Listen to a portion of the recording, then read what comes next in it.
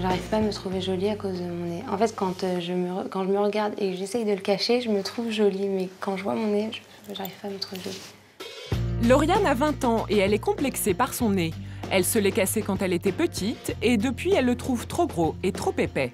Le regard des autres lui pèse. Donc quand on me dit que mon nez il est bien, je le prends pas forcément bien parce que moi je sais qu'il est pas bien, donc j'ai l'impression que c'est pas réel quoi. Et quand on me dit qu'il est pas bien, bah, je le prends mal parce que ça me complexe encore plus. Lauriane a donc des astuces pour tenter de le cacher. Pour camoufler mon nez, j'utilise souvent un accessoire, c'est mes lunettes et en fait quand je les mets, bah, je les enfonce pas complètement sur mon visage parce que mon nez sinon on le voit trop. Et du coup bah, je les avance un peu et comme ça bah, on le voit pas. Le rêve de Lauriane, c'est un jour de se faire opérer. J'aimerais bien me faire une chirurgie du nez, mais j'ai pas les moyens et mes parents sont pas d'accord, donc ils veulent pas me financer la rhinoplastie.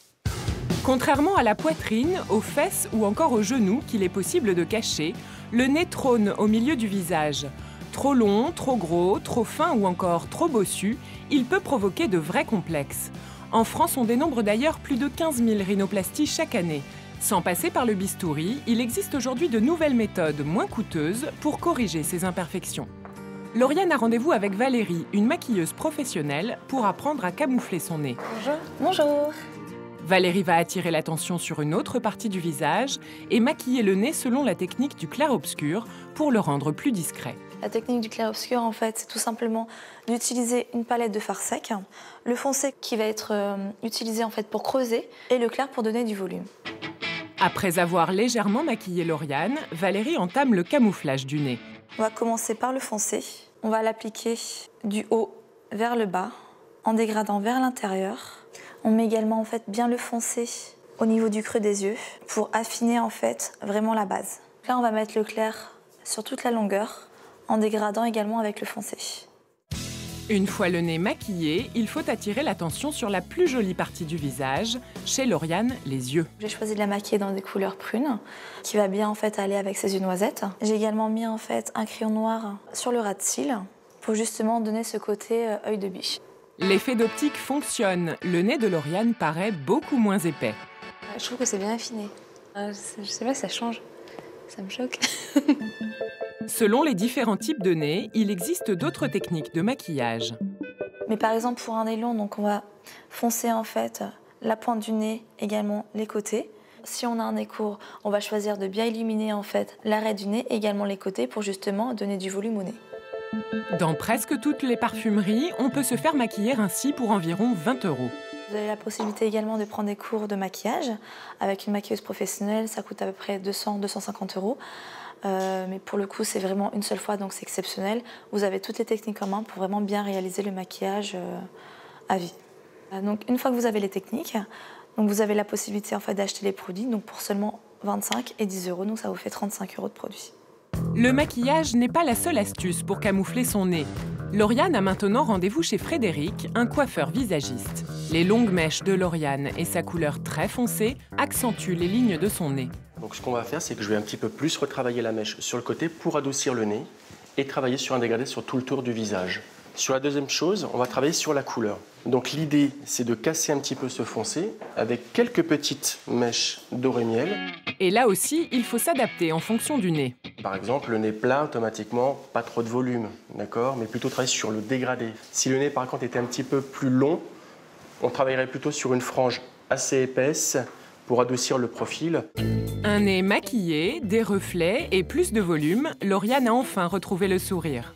Avec le volume, je trouve qu'on est plus focalisé par mes cheveux et même par mes yeux grâce au maquillage que par mon nez. Je me trouve plus jolie, ouais. Une prestation comme celle de Frédéric coûte 40 € et le résultat est saisissant. Certaines vont encore plus loin. À Nice, Corinne a décidé de faire des injections chez un médecin pour modifier la forme de son nez tout en évitant le bistouri. Je perçois une intervention au niveau du nez comme un traumatisme violent sur le visage. C'est pas un endroit que l'on peut cacher. Comme Lauriane, elle se sent incomprise depuis l'adolescence.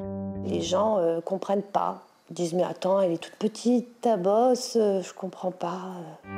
Mais Corinne, elle, voit très bien le problème. On a un creux là, puis une bosse. Et aussi la pointe qui descend vers le bas. Ça, c'est un problème pour moi.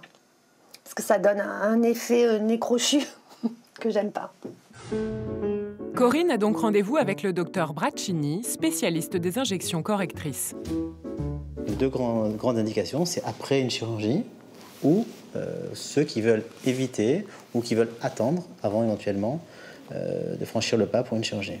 Ces injections sont interdites aux femmes enceintes et aux mineurs, mais pas seulement. D'abord des contre-indications d'ordre psychologique, parce qu'il faut bien être en accord avec la patiente, ce que nous on peut leur apporter, ce qu'elle attend. Donc, ensuite, il y a des contre-indications d'ordre anatomique. Quand les nez sont trop volumineux, trop imposants, on ne va pas encore rajouter des produits.